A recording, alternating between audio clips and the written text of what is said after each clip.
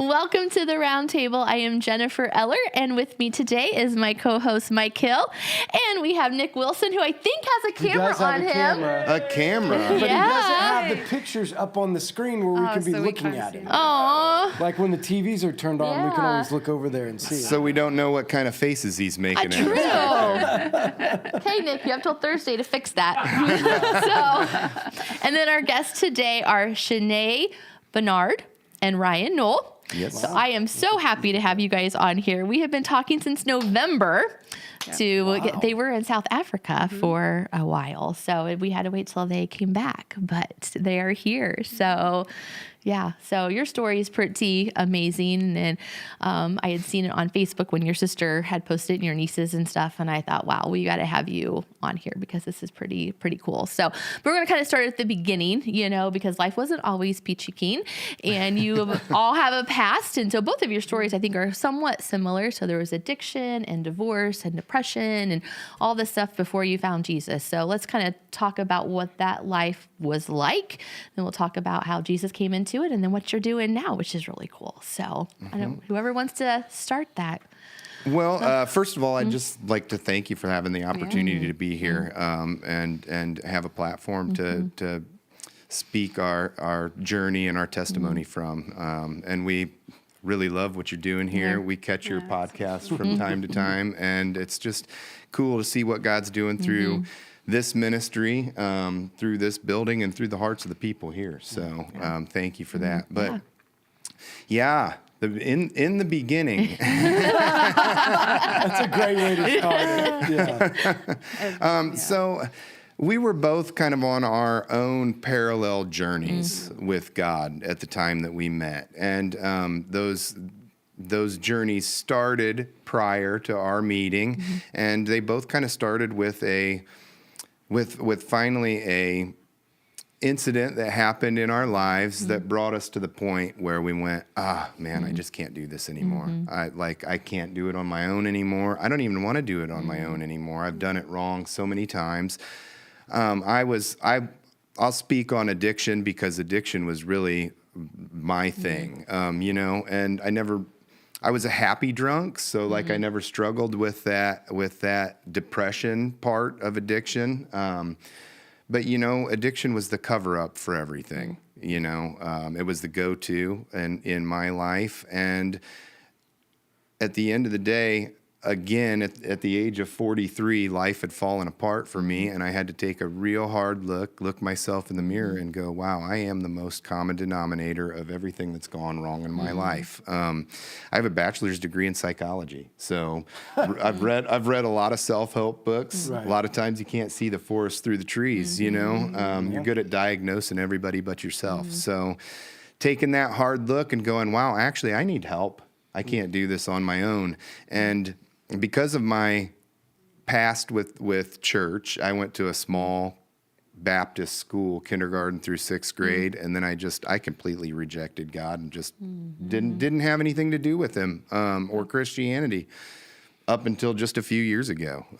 So at the age of 43, I went, okay, I'm not going to find any answers at the church. There's no answers at the church, So I ended up going to an AA meeting, and because I knew that I needed to get a handle on the drinking, and God meets you right where you're at. And when my feet hit the steps of that first AA meeting, there was a couple of old timers sitting there on the porch of this house, and they said, "Hey, how are you doing?" And I didn't realize how I was doing, but right at that moment, I just completely fell apart.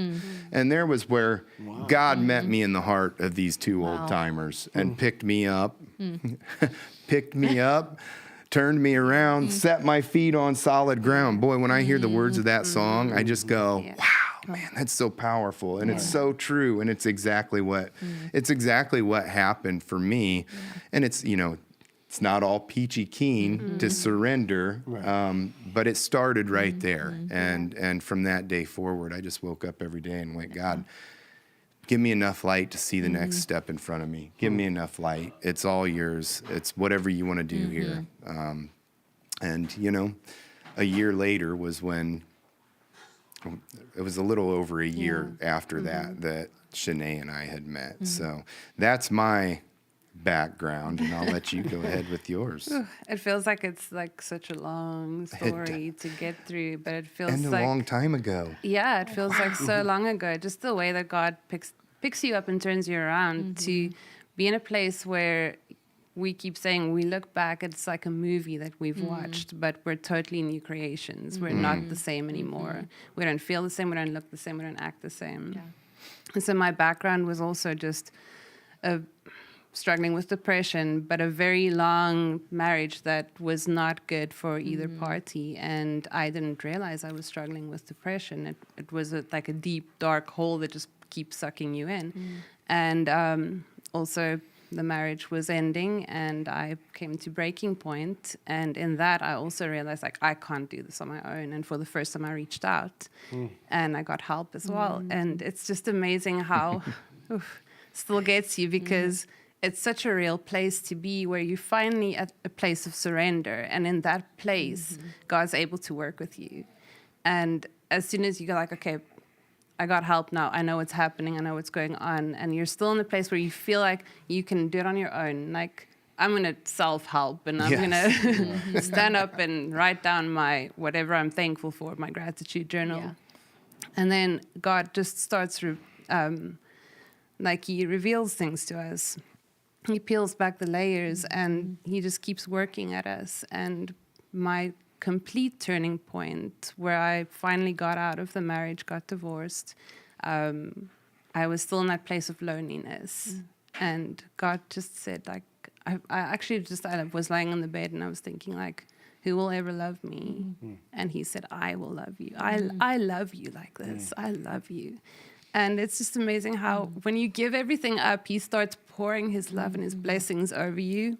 And in the time that we met, I was in such a beautiful place with God. Like, you're so full, you're so whole. And I was in a community, an online community, where, like, I was praying for, and like, our parallel story is amazing, because we were both praying for a family, like a kingdom community where you can learn and grow and edify one another, encourage one another.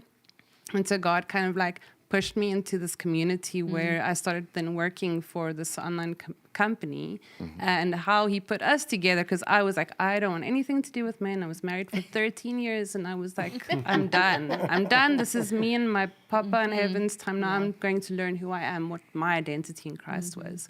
And so God put me in this community, like miracle after miracle, because I would never even do a voice note on a phone, let alone speak in front of a camera. And this community basically encouraged us to find your voice and start speaking in front of people. And my job was basically to onboard their customers buying into the company. So I would help you through the motions and all the systems and stuff. And God put this guy in front of me the one day.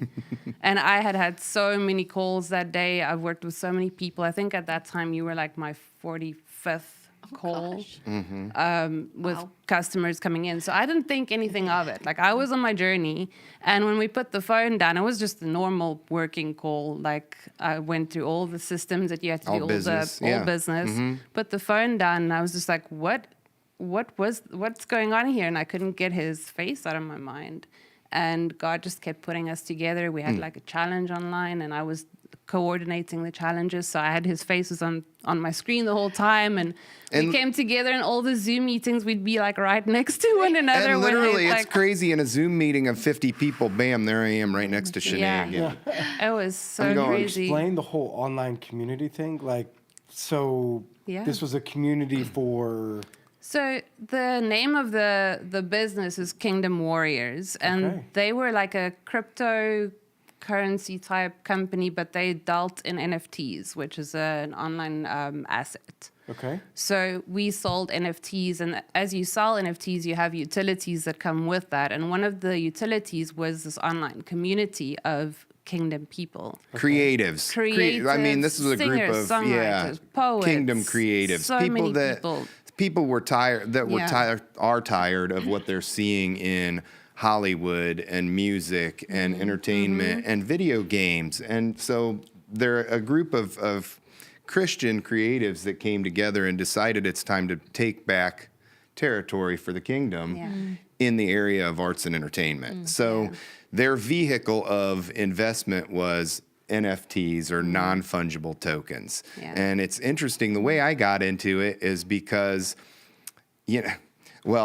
I told my mom, I think I'm going to buy $10,000 worth of silver and bury it in the backyard. Like I don't trust the banks right now. I don't trust the real estate, the real estate market. I don't trust any of it. And like a week later, my mom goes, "Hey, I think I got something that you might be interested in." Right. Your mom. My Yeah. mom. Yeah. My Your mom. mom was doing non-fungible. Oh, she just saw an interview with a guy that was Eric Skeldon, the owner of Kingdom Warriors. So she saw an interview with this guy, and she goes, "This might be something you might be interested in." So essentially, you buy these NFTs, and they are kind of like a cryptocurrency type of investment, but it's the vehicle for them to raise money to do certain things with. So when you get in the community, I mean, this is probably getting off the subject. What do you do?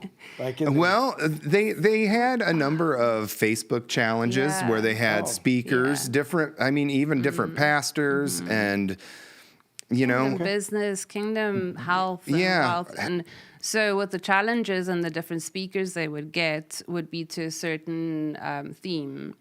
And people would just we put them in groups, and then they have this fun challenge, and you have to all work together to get the prize at the end of the day. But what it became to us was a church family. Yes, But it was did. online. So we had our groups, and our teams became prayer groups.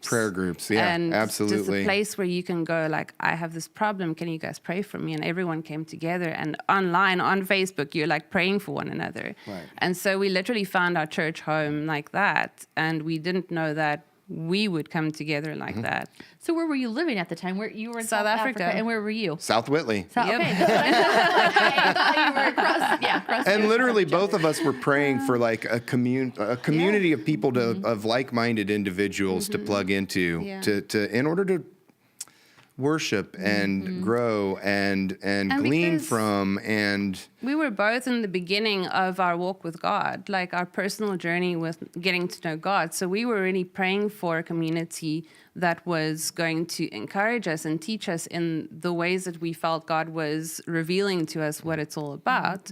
And we couldn't find that in a church in our areas. Well, that's what I was going to say. I think this is a good moment for people to think through when it comes to how are we going to move forward in the next 20 years, right? Because I think it's different. People that are coming to know Christ aren't always flocking to the church, because a lot of times there aren't answers. But just like that, Nick going through this whole idea of how do you create an online community? And the question is always the same. Well, it can't really be real.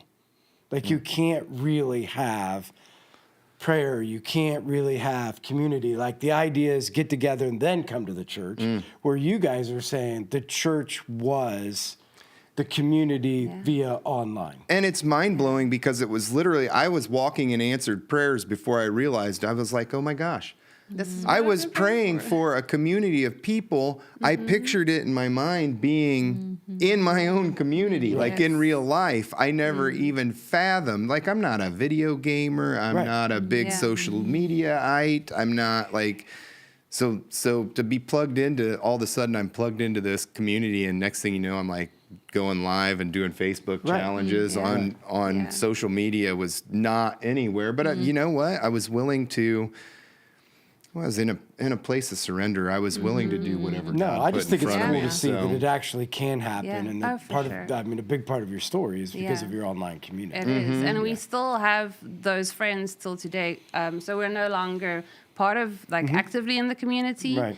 but we still have our friends we pray with, and we have actually visited a bunch of them here in the U.S. when I came over the last time, and it is amazing because it is like a church. You come to a building, so your online community would be your building, and you meet people. You don't know their background or their walk of life, but you start growing together in just a place where you feel safe because you can feel the Holy Spirit moving in the community. Right. And when you walk into a place, you can feel that or not.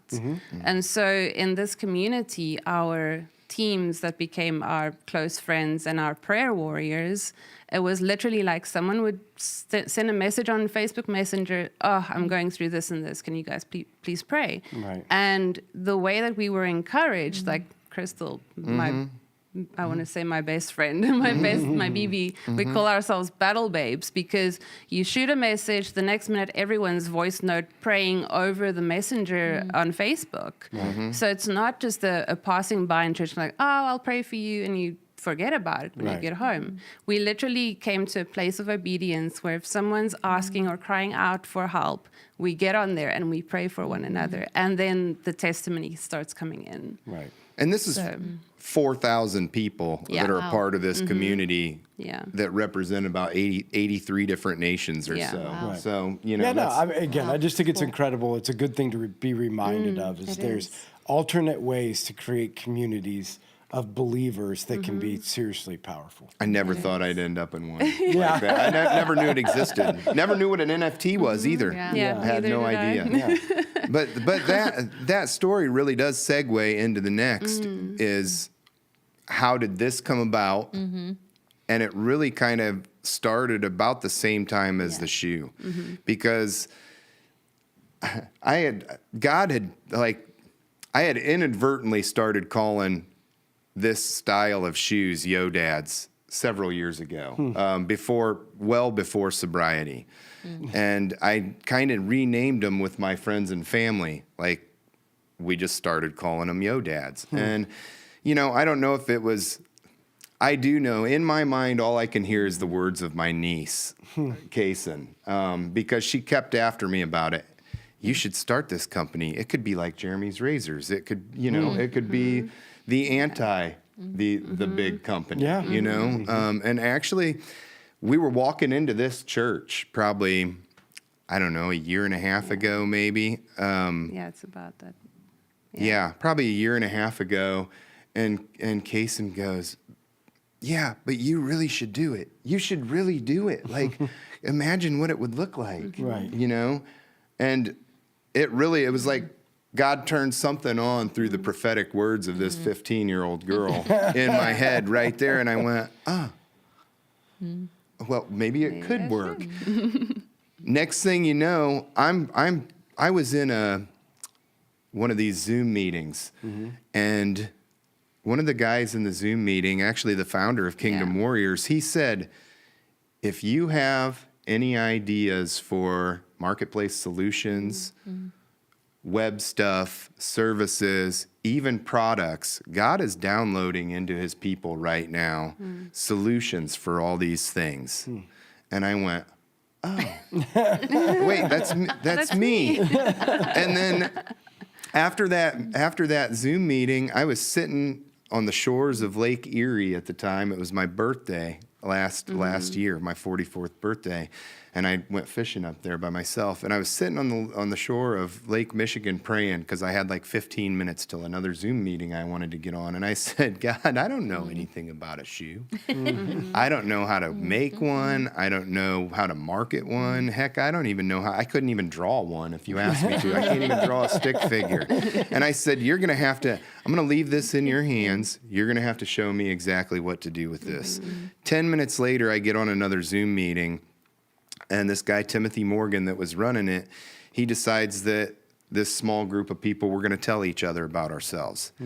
And he starts with Chane, but she was like running the meeting. I was so shocked because, as you said, I was coordinating the whole Zoom meeting. So I was in the background, like putting in links and doing, all the stuff that you need to do and getting the Facebook stuff ready and all. And he goes, Chane, tell us about yourself. I'm like, wait, let me unmute myself. Where's the unmute button? And so she tells her story about how she got into Kingdom Warriors.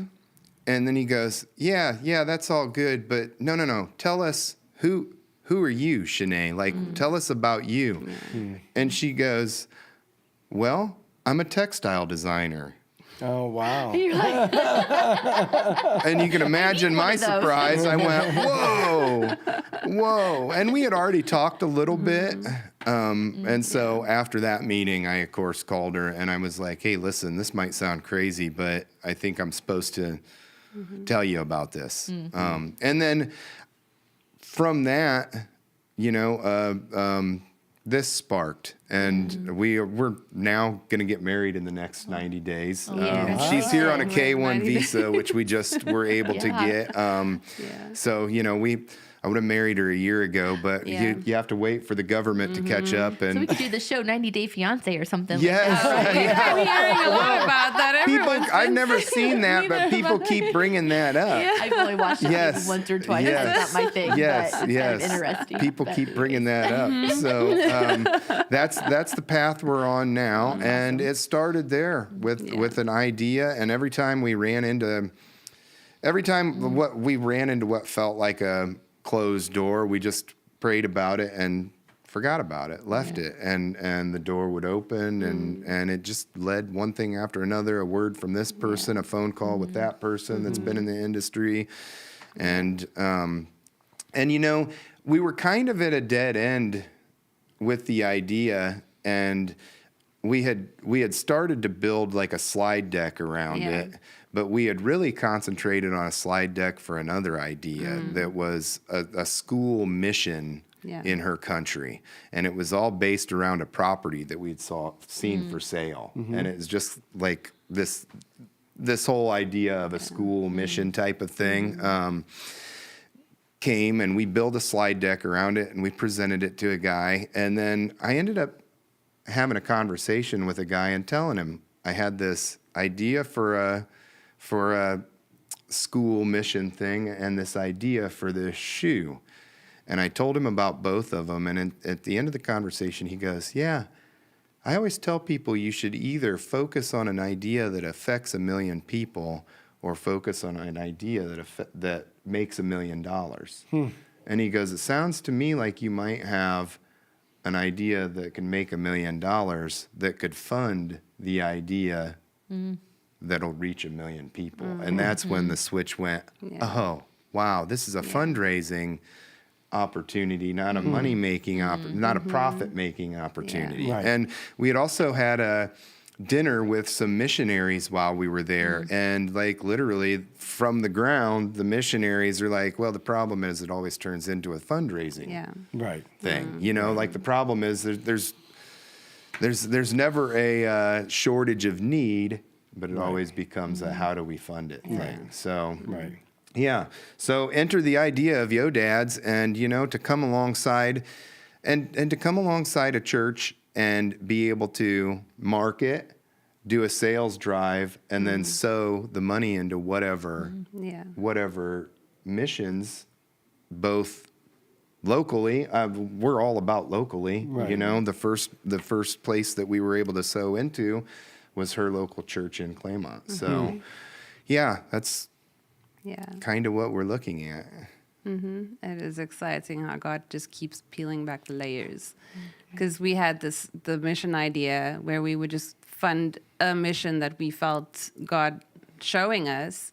And then as we were in my country in South Africa, we basically saw that every church has a bunch of missions that they're already working at raising funds for.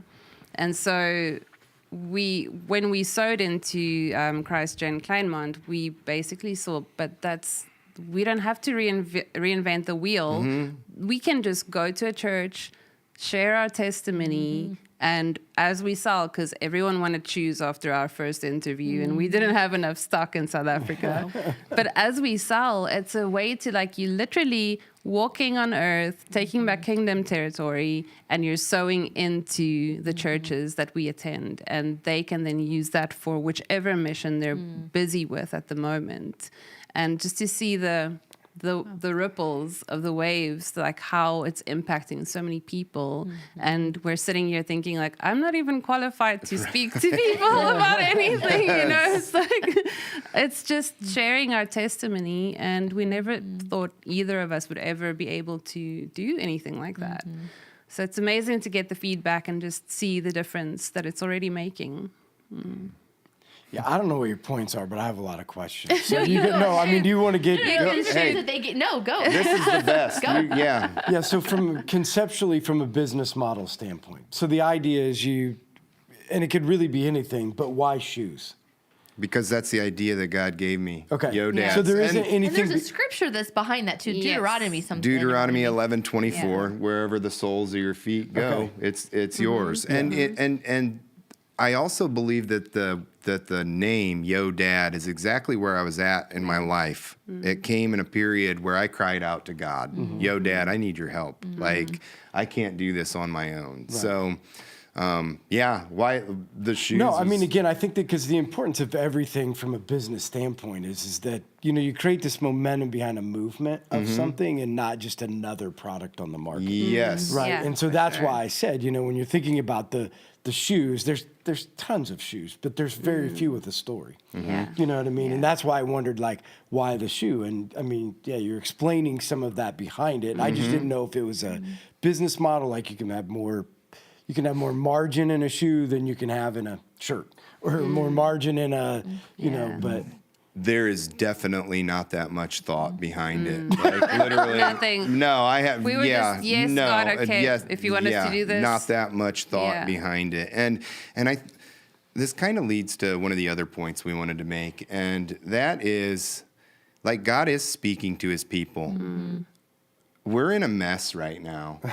We're in a mess right now. I'm just going to say that out loud. We are, as a country, as a people, as a, all the nations are. Right. And we are very apostate from God. And where we put our money every day, what we consume as Christians, I didn't cover that. But one of the first things I did a week into sobriety was I shot my TV with my 12 gauge shotgun in a Facebook post. Sounds great to me. On Is this Yeah. on your Facebook? on my Yes. Facebook. We can go see it today. Yes. Yeah, and I literally said, "Listen, I wish I would have gotten rid of this propaganda machine for me and my family a long, long time ago."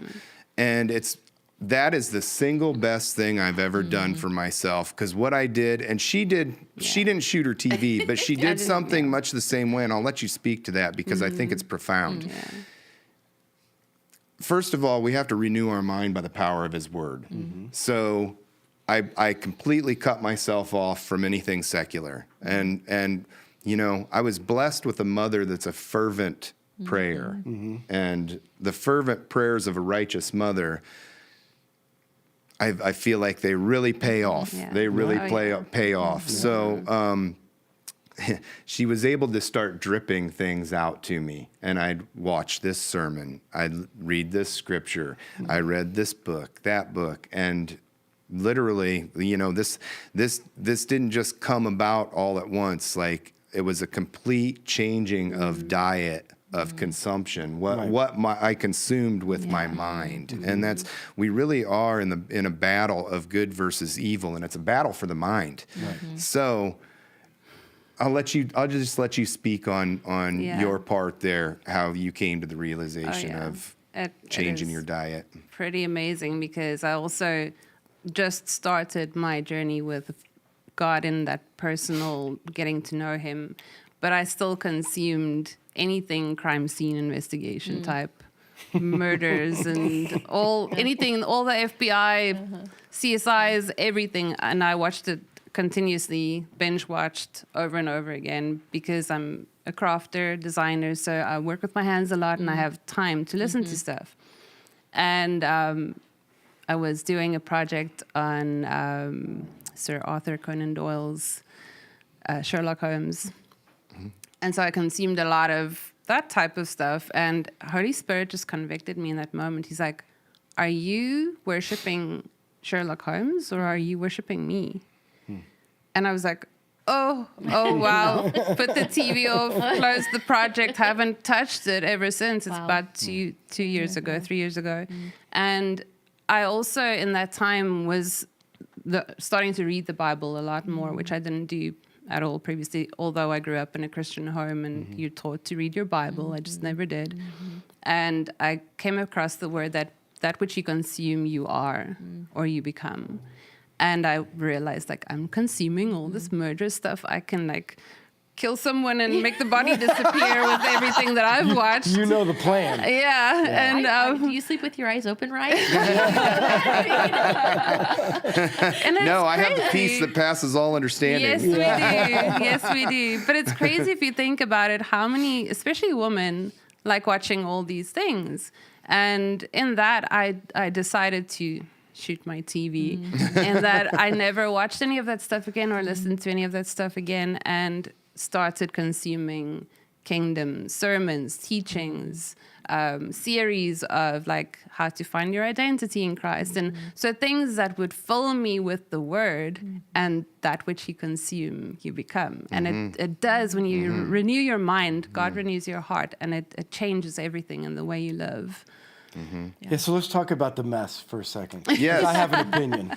So that leads into this next point. Like, we know Christians are starving for good content. Like, we know that Christians get behind things like the Sound of Freedom. We can see that.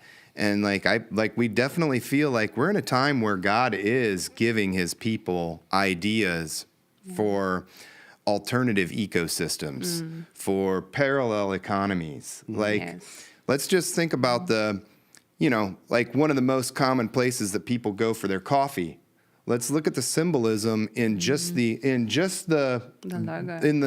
logo of that place. You mean you're not going to call them out? Just go ahead and say it. Yeah, Starbucks. Yeah. I I already know what you're saying. I mean, you might as well just say it. And that's where we are as a people right now. We are apostate. We have created other gods, many other gods, and God's waking up inside of people, and I know that he's doing it to a lot of people. It's not just me. You know, I was circling around that drunkard mountain for a lot of years. You know, I thought I was having a lot of fun, but God reached down and grabbed a hold of me. He said, it's time. It's time for you to come work for me. Right. You know, and I just can't help but think that he's doing that for a lot of people right now. And we're in such a mess right now, Mike, that only God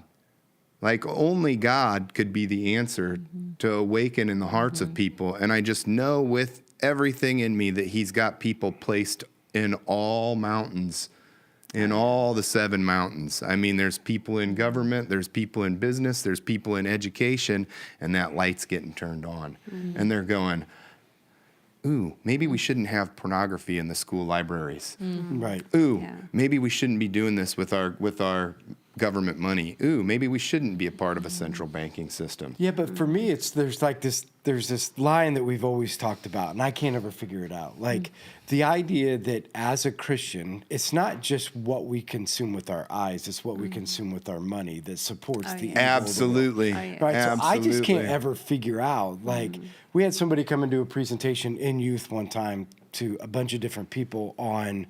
If you buy, I think it was Hershey's chocolate, I might say it wrong, but how it causes slavery around the world because you're putting these people into, but there is a choice for free trade chocolate, right? Like if you do this and you're not. Yeah. So here's the funny thing. So I'm like, we need to put that stuff out at the cafe. Like the people that come in here ought to buy on, that stuff molded.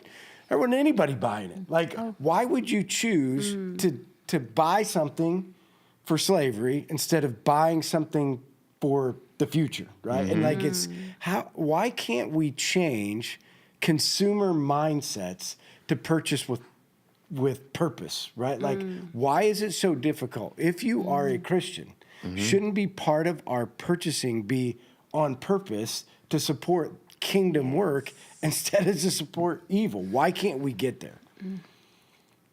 I mean, that's Can I be honest? Just throw it out there.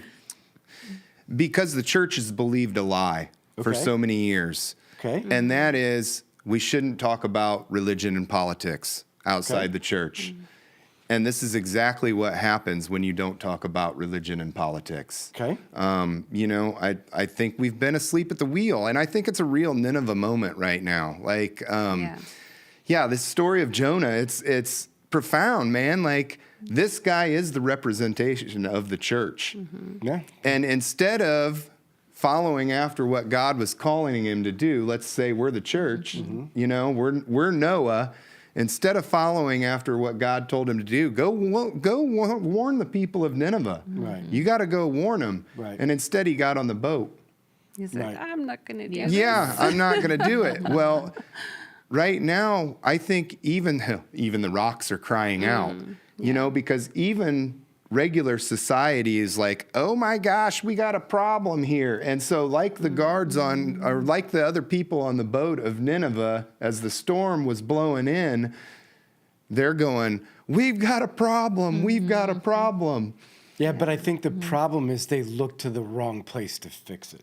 You know, so I would agree with the standpoint of the idea that we need to make decisions politically that can change the landscape of what happened. But everyday purchasing decisions will change the world. Yes, they were. They just will change absolutely. the world. Everyday Absolutely. purchase decisions will put these other things out of business. I mean, it will move the needle in ways that, I mean, everything's driven by the almighty dollar. It is. Either for good or for evil. And if everyday purchasing decisions by a Christian, if we just said this, okay, here's what's going to change. I will not give my money to that which promotes evil. And I will start shifting that, even if I have to pay $1 more or $2 more or $3 more. I'm going to do it because we're going to move the needle. And yes, politically, some things have to change, because I would agree with it. Like, we need to do that. But if we would just make this one step, put your faith and your money, you know, into the things that are going to make a difference in the world, I think you could shift it tomorrow. Oh, yes. I mean, tomorrow. And I can't figure out why we can't. I love that, because so that's a decision both of us had made long time ago. And we also learned that our money is seed. And so you tithe, which is different, but it's also sowing into for sure. something you believe in. But Right. we're sowing into the kingdom of God when we Right. tithe. So whenever we do anything with our finances, we want to know that this seed is going into good soil. Right. And so we both made that decision a long time ago, is that anytime we buy something, we want to know that it's not, the funds aren't going to slavery or going to trafficking or You're any sowing of it those into something things. that's And that's a lot easier said than done, because not once you start easy. really doing a Yeah. lot of research, you Oh know, my Larry gosh. Fink, Oh, yeah. Everything's I hate- terrible. Larry Everything Fink and is- BlackRock owns 60% of everything. So, I mean, you know, Larry Fink and BlackRock What is that? owns 60. Oh, we could get on a Yeah, I was going to say, never mind. This is a whole nother podcast. Never mind. I'm going to act like she didn't say that. Like the Starbucks logo. I don't like Yeah. Starbucks. I don't go there. But I'm just like, what is the Starbucks logo? I mean, what is that? So It's a Greek. Is it a Greek? It's one of the I Greek think gods. so, but it's a mermaid. It's a mermaid. Yeah. Yeah. I'm like, forget yeah, which one I'm it so is. naive to all of this stuff. Mm-hmm. So Well, and so we could have a whole show on just the that. idea of purchasing to companies that are supporting absolute Yes. evil in the world. And I think that's a perfect way to look at it, is Yeah. our money is sowing something. That's the misconception is Yeah. that your money is just transactions. Yeah. No, money is sowing into good, or money is sowing Yeah. into evil. And so our decisions have to be to sow, because I think part of the misconception on sowing is, so I'm going to give my money, and I'm going to sow into a mission organization. So I have my tithe money and I have my sowing money. I'm like, it's all money. Every dollar, penny that you spend is sowing It is. into something. Tithing And is it's not just money. Right. It's your time. It's Yeah. your Right. Oh, talent. yeah. It's your, yes. Yeah, but you know what I mean? Like, tithe money is like I trust you. The rest of the money, I mean, it's always in it, but the rest of the money is sowing money. Yeah. Right? Yeah. Like, Yeah. every Yeah. bit. And Every bit again, of it. Back The to- other 90%. Yeah. And for so sure. when we purchase anything, we are financially partnering with that person or company and with their values, Right. because you're sowing into that company. So you're partnering with what they're doing and what they believe in. So when we're purchasing something and it goes against all our moral values, we're partnering with something that we do not want to be partnered with. And so that's also a decision we've made. And that is the whole thing behind Yo Dads, is that you're partnering with the kingdom. This was also a big, her and I wrestled with this. Manufacture them in China or Yeah. not do it at all. Yeah, no, Because other than that, like, yes, we can get a second mortgage on our house to buy 1,000 pairs from China. we don't have enough money to set up a manufacturing process down the road in South Whitley. Would love to. Like, it's a great idea, but the mechanics of that. So, like, we prayed about that and prayed about that and prayed about that. Yeah. And what we were led to do was, hey, this is just the beginning. They've got to be made somewhere. That's a job for somebody somewhere. So, you know, that was one of the things we definitely wrestled with in the whole getting them manufactured in China. Yeah, but nothing's a perfect world. I mean, No, it's it's just not. a manufacturing idea, whether it's happening in China or anywhere, as long as it's done in a way that is not unethical. You know what we made happen? In a country that persecutes Christians, how many boxes went through how many hands with scripture on With our it? scripture, How many shoes went through how many hands with scripture? Yes. How many logos got made embroidered with the yes. cross and the fire? Yeah, in I how mean, I many just think hands? that's the thing So- that when I'm saying this, I guess I want to be careful when I'm saying it. I'm not saying that if you purchase something from China that you're going to hell. Like that's not what I'm saying at all. I'm just saying if you are purchasing things that are moving the needle in evil, right? Yes. Like giving somebody an opportunity to job, and God can use all things for his good, you know, Absolutely. and those things can happen through that. I mean, I wouldn't directly tie together this idea that you're getting shoes made in China, so there are people over there being murdered. Right. You know, because right. I don't think you can tie those things together, but you can absolutely tie together that there is an agenda on Disney to move things in a direction. There is an Absolutely. agenda Absolutely. on Netflix to move things in a Absolutely. direction. There's an agenda Yes. on certain things. Just absolutely, there's an agenda to get things done. Yes, And there you're just is. going to have to make a decision. Am I going to am I going to support that agenda? That's what it comes down to. So Yeah. that was my soapbox. Yeah. So let's talk about the No, shoes. yeah, I mean, that's the part that's important. and That was my soapbox. Yeah, and But it you, makes you perfect nailed sense. It also You nailed it, because yeah. that is what our product is about. We want to be able to give the Christian community, the kingdom, an option to buy a shoe that actually goes back into the kingdom. And as more people bring this up, as more Yeah. people talk about it, just like you are pastors, as leaders of the church talk about this, it starts to renew the mind. We have all been propagandized and trained through our whole life to consume in this fashion, and we don't just. That doesn't just happen overnight where we can flip the switch and think about everything that we purchase. However, the more people hear it, the more they start to think about it. Yes. Now that you heard about Starbucks logo, you're going to think about it every time you see it, and you're probably going to go Google it after this. Me too. One time it goes up, I'm traveling, and I don't go there very often. Here's the so- propaganda. Here's the problem. Church tends to talk about seen evil and not hidden evil. You know, so we tend to focus on things that are like you can look at and it's evil and don't touch that and don't touch that. But the hidden evil of your purchasing decisions that nobody sees. Yes. Yeah. Like the things that we're doing that you think aren't doing anything. So I always think it's the job of the church to uncover. Yes. Yes. Because, I mean, let's just be real. I've said this about kids that are orphans today. If Christians did what the Bible said, there would be no orphan. Yeah. Period. There wouldn't be an orphan in the world if we did our job. If people would buy shoes that matter, look at how the kingdom, like if Yes. we would just make a conscious decision to do one or two things, the landscape would absolutely change. Yeah. I mean, the whole landscape. 65% of the U.S.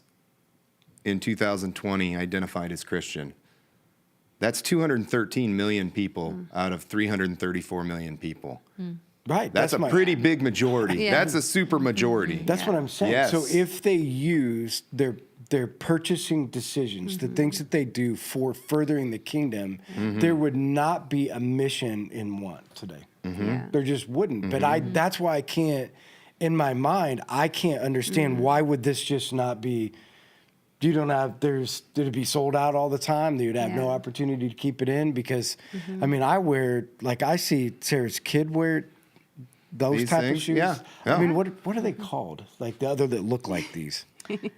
Oh, you're not allowed to say I it? mean, I don't know. I just don't want to get sued. But yeah. Oh, I'm sorry. I didn't mean it that actually, way. They're Hey Dudes. Okay, They're yeah. called Hey Dudes. And let's just talk about it. Let's mean, they just be just- honest they go about it. through Like, 'em all the so time. Hey That's all I'm Dudes, saying. I did my research on Hey Dudes. Hey Dudes was a company that was started by a couple of guys. They sold out in 2018 to Kroc for 2.5 Yeah.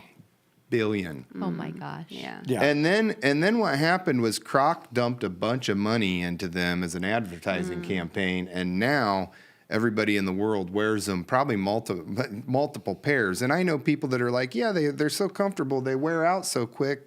But you just That buy was another actually, pair. I didn't mean anything bad. That was the only reason I brought it up is her kids Yeah. wear them. Oh, and they're all over. And they fall apart. Like, it's Yeah. like a 6-month shoe. Yeah, you know, right, and then right, So just right. think I'm not saying yours were going to wear out, but the No, point they probably being are. is that, Then you can buy 'em like, again. just think of the number of purchases if just Exactly. Christians would Yes. replace shoes Yes. like they do today. Yes, And yes, I yes. feel like your point is like the problem is awareness. Yeah. And the more we speak about it, the more people are becoming aware of what your purchase is going toward. And so obviously Hey Dude is very woke. Yes, and you go on their website, you know, it's yeah. rainbows, and you can Yeah. get your customized pair with the Black Lives Matter fist, and you know, Kroc is the same way. Like Crocs. Crocs, Yes, Crocs, yes. yeah, Crocs, Yeah. Good Crocs, thing I hate those things. yeah. And so that's You the ever- thing. People follow trends. They don't do the research to find out what their money is going Right. to. Mm-hmm. So they're like, oh, my friend's wearing these shoes, so I'm going to get these Yeah, shoes. so here's a question for you, because I wonder about this. Even when people become aware as a Christian, do you care? That's it. That's Yeah. It's a hard my heart posture. today Yes. says this is the problem. You want to say what I think the problem in the church is? Even when you become aware, you don't care Yeah. because it costs you something to make a decision to once you become aware. Because this is why I always tell them: here's what you should fear. There's one thing of ignorance, but God says when you become aware, Yeah. there's a whole nother level of the way God deals with Mm-hmm. those who are aware and choose to do nothing about. I would agree with Yes. you on that, but let me add to that. Okay. I believe it's deception. And first of all, the enemy comes to deceive. So people see the problem as too big. I can't do anything Yeah, about that's it. probably Oh, I true. can't do anything about Yeah. it. But man, I go back to, I know in my heart that God is waking his people up right Yeah. now. And we need alternate ecosystems. We need parallel economies. What would it look like if what would it look like if the Green family would start a new Google that was Christian? Google? You're going to go against Google? I mean, what would that it's look our like though? assignment. That's the kind of parallel ecosystem that or parallel economy that we need. And so, first of all, we got to be the solution. So until there's a solution for us to pick, Well, let's start with this. This is what it takes with the courage of people like you. So before it ever gets to that, right? Before it ever gets to our decision to make a difference, it starts with the courage of people. And this is what I mean. I really want to focus on this. It focuses on the courage of people to listen to the Lord and act, Yes. which is what you did. So we have to raise up a generation because a lot of people put it in the category of entrepreneur, risk taker. No, it's obedient Christian people. So let me add to that. Man, grandma praying does just as much. No, 'Cause for we sure. we wrestle not against flesh and blood, but against principalities of the air and powers. But that And- is and- obedience. She's Yes. listening to Yeah. the Lord who says, this is my part. My Yes. part is my prayer closet. My part is my room. So in the very beginning of sobriety, after I shot my TV, I got a whole bunch of these, wow, dude, are you okay? Hey, man, are you okay? And I would tell people, you know what, man, I'm sick of it all. I was in the Capitol on January 6th. So I really You allowed to was say at this that? low point. Yeah, I already talked to the Just kidding. FBI. Listen, the FBI came to my house, and when they knocked on my door, Since we're talking about everything. since we're talking about everything, yeah, the FBI. Sorry. No, I'm that's just all thinking right. of like all these You're gonna- people that are getting raided. You're because of going to love January this. 6th. The FBI came to my door, and when I answered, I had probably 4 beers, and I just laughed. And I go, wow, you guys need to come in. We got a lot to talk about. Because I saw how it was a setup, and I had about 600 pictures and videos and all kinds of stuff. So I sat them on my couch for an hour and a half, and I told them that their system, your organization is corrupt, man. I love you. Love your boots on the ground. Your organization is corrupt from the top down, and the American people know it. Right. And I said it right there to these two agents. And, and I said, and they actually told me, your story's the story we're getting from everybody. And I said, that better be the official story that comes out from the FBI then. And 8 months later, it wasn't. Right. Now, but again, courage of the people, the courage of the people. So in the beginning of sobriety, I told people about shooting my TV. Hey, look, I'm going to start making changes right here where I can make a change. And then I'm going to start making changes right here. Yeah. And what I started doing was getting involved in locally. And I found myself speaking in front of a school board going, how did we get here? How am I reading these kind of words in books that my kid is reading in high school? How did we get here? And a lot of people don't even know that. A lot of people don't even know there's pornography in your kid's school library right now. And that's where we need to get involved. Like, we can change it from the local level, and it can. That's the only way you can change it. You don't change it from the top down. You change it from the inside out. Just like Jesus changes our heart. And I think it's starting in the hearts of the people, and it's infectious. Right. So I was just going to say on that, there's your answer, because if one courageous person stands up, it just takes one, and people start standing up. And we have for sure been seeing it in all the online preachers, teachers, leaders we've been listening to, in standing up for what is true and what we need to do on the ground in our communities. And they're also all starting with their products. Like, yes. Alan Didio has his own coffee brand. Yeah. There's We've seen a number of those things lately. They've got the My Pillow guy. He's got coffee and slippers and whatever. And so in our own journey, we are starting to recognize others. Others are standing up, and it just takes one. And as soon as we're able to get into communities and talk about stuff like this, people are definitely sitting at home thinking, why does anyone else not see this? And so if they see someone stand up, they're like, oh, now I can stand up as well. Yeah. And so this is a time of the Great Awakening where people are starting to see there are people out there who think the same as I do, who have the same values and the same worries about what's going on. And people are definitely rising up. And we like in conversations sometimes we forget that we are actually seeing God reaching out, and people are being lifted up, and they're being called into positions right now, and a change is starting to happen. Yeah, so I think that's the big thing for everybody that's listening. So this is the one thing I want people to hear. Like, it starts with obedience, and it starts with listening. Every great movement in the world is started with somebody heard and somebody obeyed. Oh, yeah. Right? Before obedience, it starts with surrender. Yeah, for sure. Yes. First of all, man, you got to surrender it to God. Right. I don't know how to tell people to do that. But I wish I could take what we've learned and what we have, the joy of the Lord that we have, the peace that passes all understanding. I wish I could box that up and just hand it to people. But I truly believe it starts with surrender. Like our path didn't start until we both came. When you come to the end of yourself, God's right there waiting for you. He's been there the whole time, but you got to come to the end of yourself first. Yeah, and my hope is with all of these things that they're not trends, but they're movements. Yes. So the idea that, hey, you show up at a church, because you got to give us the model, because I still don't understand it yet, so you got to make sure everybody else gets this. But it's not that you just show up at a church and we sell shoes for one day, and everybody buys shoes, and then money goes to a mission. But how do you buy shoes every day, every month, not just in a moment, but how do we just continue to change so that it can continue to fund whatever those things are? So we got to get to that place where it's not like, hey, somebody showed up and made us aware for a moment. This is what happens, right? Yeah. Sure. They came and they gave the speech and they made us aware from a moment. Yeah. And so we gave in and we did, but the rest of our life hasn't changed. It needs to be a movement, not a moment, right? And I think that's the biggest thing that we've got to get to. So talk to us about, so we know that you got the shoes, but tell me how it works. How can people get them? Where does the money go? How does the whole process work? So you can find us at yourkingdomfootprint.com. Okay. You can find us at YoDad. Yeah, I forget the On- Facebook and Instagram. Yeah, are different. Facebook and Yeah. Facebook When you get is him, you at can give him to YoDad. Nick, and he can attach Yes, him Yeah. to the. yes, and we do have an online store. Okay. And we do ship. We live Okay. right beside the post office in South Whitley, so Only we in do the- ship as well. Only in the US, Only in the though. U.S. though. Yeah, for Right. now. For now. Right.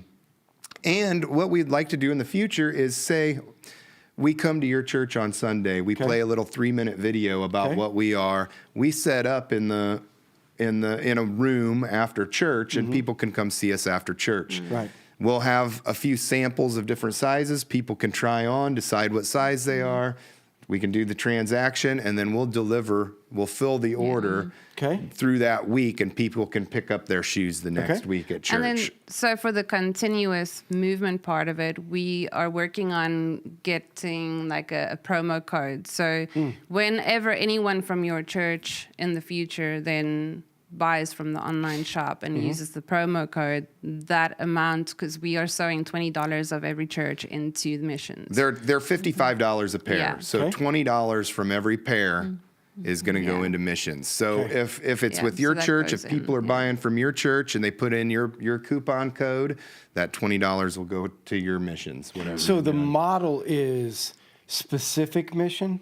So it's almost like the Day of Giving on Amazon, right? Like if you pick a thing and then it goes to that specific thing. If there isn't a specific mission like a coupon code, or it's not with your church, it will go into YoDad and the next project that YoDad sows into. So the Okay. the Yeah. project. So it can be either way. So Yes. so it can be a, for lack of a better term, for a minute it can be a fundraiser. Yes. Yeah. But yes. for a movement, But it be that continues on. It goes into Yoda. So somebody Absolutely. just goes online. Yeah. I love the shoes. I love the mission. I'm going to buy a pair, and then it goes into, and then they can come and see what you're supporting. Yes, and if somebody Yes. sees it and they think, "Oh, wow, this would be a cool way to raise money for the mission at my church," Okay. Yeah. reach So would out that to be- us and we'll come to your church. So would and it do be the same first thing. line for you guys would be, we want to come to your church and sell to support the missions that you have? Would that be the first Yeah. go at it? I think it would be, and Yeah, actually, because we want to do that is for local, because we Yeah, want for to sure. empower local churches, but not just the churches, because everyone who puts it on their feet, you're impacting the person. And so in that encouragement, like you sewed into YoDads, you're wearing your shoes every day, and every time you put them on, you put on the shoes of peace, which is part of your armor, and you are literally walking out your kingdom footprints, taking territory for God. And so that becomes a place of your war room, essentially.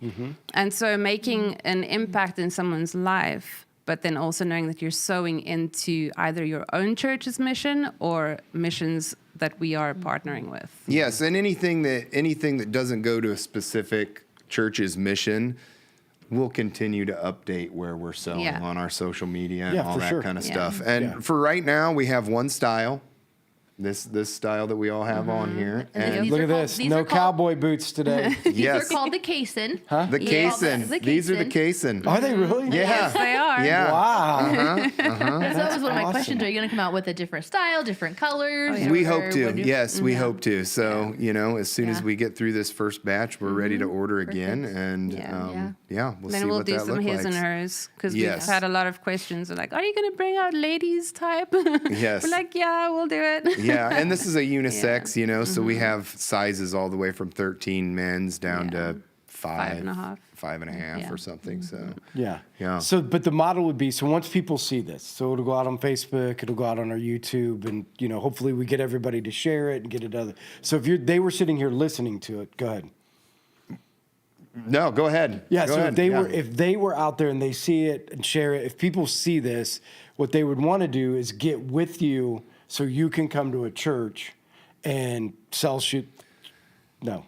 We were hoping maybe you'd be the first church Oh, because, like I said, we're still ironing this out. We're in the infancy stages Yeah. of this, and although that's the model that we see starting to unfold, We have not done that yet. Yeah. So, Hey, we're yeah. all about experiments. You're fishing. You're fishing Right? for a plan out of course somebody we that are. doesn't have a plan. And Yeah, so, no. and so God threw us in the deep end when we spoke at my church, well, which is now our church, because we were just going to share about who we are and what we're doing and our testimony and everything. Didn't know that the mission we helped sow into, they were sharing their testimony. They just came back from the mission in Zambia right after we shared ours. And then when the sermon ended, everyone's like, okay, we need a pair of shoes. And we're like, oh, we're not like prepared to sell shoes today. And that was South Africa side. So, Yeah. you know, we took a suitcase full of shoes with us. Yeah. Without the boxes, Yeah. but we didn't ship an order to South Africa. So in this next go round, we'd love to ship an order to South Yeah. Africa as well, Yeah. because we have a number of people that are looking to. And so another answer to your question, as we shared our testimony, everyone was like, okay, I don't even wear these types of shoes, but I just want to sew into you because I believe in what you're doing. Yeah, for sure. And so we also have that option if someone wants to donate. Like we have a Partner Us button on the website, any amount that you want, and all of that, the 100% of Yeah, what you 100% sow of will that. go into missions. Right. And so that awareness I thought it was amazing because everyone was like taken aback that we're selling a product, like everyone wears shoes, and it goes towards something that they believe in, and it like all our values align, and I don't know, it's like it broke open something to the people in South Africa. We're like, wow, I never thought that we could buy something that you would buy in any shop, but the proceeds go toward our church, our mission, or whatever. So And I that think it was pretty speaks cool. to awareness of Yeah. when you think about it, $20 from every pair. That's Oh my amazing. gosh. What That's if a lot. think about the Wow. profit margin that some company gets on Yeah. because this is really about the price point that the cheapest pair of Hey Dudes is. So you know, just to think about that and how I think it does raise awareness as well. Like you were saying, Yeah. raise awareness of how much of your money goes to Listen, if you get me on my soapbox, you'll never get me off when it comes to that kind of stuff. So, Well, I have a feeling that maybe we should have breakfast or something Yeah. sometime Yeah. because I as well have an awful lot of thoughts on that. yeah. Yeah. Yeah, so if you were going to give, so you can get with Jennifer and she can work through the whole, like, make all the stuff happen of having a Sunday where we sell. Because I don't think we're that far off from that. I mean, we did it with the Live Different shirts that we sold. We just marked them up and said, hey, we're going to give $5 back to a local mission. I don't know how many we sold. That's awesome. I think because I sold more on Sunday, so I think we're at like 471 shirts. Yeah. And So I we think did. we're like at Amazing. $2,400. Yeah, or something and like $5 a Amazing. shirt. All of a sudden, you've got a couple $1,000s. How We much do, yeah. laundry ministry does that do? That's what Yeah, I'm it was saying. great. So Yeah, it was just, that's I mean, I awesome. think people get that Yes, concept. So I yes. think this is even bigger, you know, Yeah. and so, yeah, you guys can get with Jennifer and she can help set that up. And we would for sure do that whenever you guys are ready. And Awesome. because I think it would We're be, ready. Again, Let's do it, Jennifer. We Yeah. got some back end stuff to do. Yeah, I'm, yeah, I'm yeah, you with got- Jennifer on that. I have some back. Yeah. Oh, right. Oh, so website. okay. So here you see exactly what really goes on. We'll get to it. Oh, yeah, no, I'm the talker. The They're dreamers. executors. Oh, no, I don't do Exactly. Listen, Nick, you can put the camera on yourself. You guys have been here long enough. I wonder what talk face about he's making everything. back Who there. gets it done? Not me. I don't, Hey, somebody has to have the ideas. But I have 4 billion of them. yeah. So, Yeah. Somebody also has to keep you grounded as Yes. well. Yeah. Yeah, well, luckily the Life Reel Church them in a staff has allowed me to dream and support for a lot of years. So, I mean, and that has been, I mean, Life Church is successful because the staff of Life Church has made it all happen. All I've done is dream. That's exactly That's what God amazing. wants us to do with Yeah. Him. He wants us to dream with Him. He wants to co-create with us as well. Like it, and that's beautiful, man. When people come into that realization of, wow, this was just a concept 11 months ago, and I'm holding this stinking shoe in my hand right now. Like, Yeah. wow, I Yeah. can't believe that it could happen. Yeah. Yeah, that's awesome. So if you're going to give parting words of wisdom, things for young men, young ladies, this is like, think about this. What would it I've be? definitely got something. So Oh yeah. if it feels like it's too big for you, it's probably a God idea, you know? Yeah. So if there's something that just keeps coming around, front of mind, front of mind, front of mind, man, go after it. Go after it. Pray on it. Give it to God. Ask people. Share the idea. Doors will start to open. This is a year of the open door, man. Yeah. Like, look for it. Yeah. And we do have the keys. Yep. We got the keys to open those doors. Yeah. So... Yeah. I would just encourage people that if you've got an idea, if there's something that keeps coming back around to you, man, this is your time. You were born for such a time as this. Go after it, man. Awesome. Yeah, and I just add to that, dream bigger. Like, if you can dream the biggest dream that you can even think Ephesians up, imagine. 3:20. Like, God has so much more for us, way more than we can think, dream, or imagine. So, like, never stop dreaming. Keep on dreaming. Because we were created in the image of the Creator. He wants to create with us. That's what this whole thing is about. And so, like, just keep on dreaming. Yeah. And I mean, that's so, like, I love that because I've always said that you dream when you're young and the world crushes your dreams and you stop becoming a dreamer, you know? And so for all of our staff of like, I know you've went through a lot of years of, because when you're young, you're dreaming about everything. You're out there making things and you think anything can work. And then all of a sudden you get into the world and everybody's like, stop being a dreamer. Stop living in the clouds, live in reality. And I'm like, no, let's live in what God's world is like, and let's dream The about kingdom the things. economy. Yeah. Let's live in the kingdom economy, Let's man. dream things differently, you know? And I think the answer to changing the world is not just remaking the wheel, it's dreaming something new, Yeah. you know? It's right here, man. The answer to change in the world is right here inside of all of us. Right. All of us. And the glory of God's in the mirror, man. Yeah. He says it. The glory of God. If you want to see the glory of God, look in the mirror because it's right here inside of all of us. Yeah. And I think that's profound. And I think I just want everybody to understand that. No, I know. You know, Yeah, you got the that's- power. We'll continue to pray that this is just another step in awakening, another step in awareness, another step in being able to figure out how to remake the economy when it comes to, you know, it shouldn't be for those who are out on mission and doing things. It shouldn't always be about, I can't raise enough support. Like our purchasing decisions should support like those types of things happening. So we'll continue to pray, and obviously we'll be seeing you here at some point, right, Jennifer? Yes. Yeah, at some point. Yeah, being able to make that happen. So Wonderful. when this comes out, make sure that you like, comment, or share. That's really important for us because every time you like, comment, or share, it goes on to other people's feeds and gives us the opportunity to get it out there.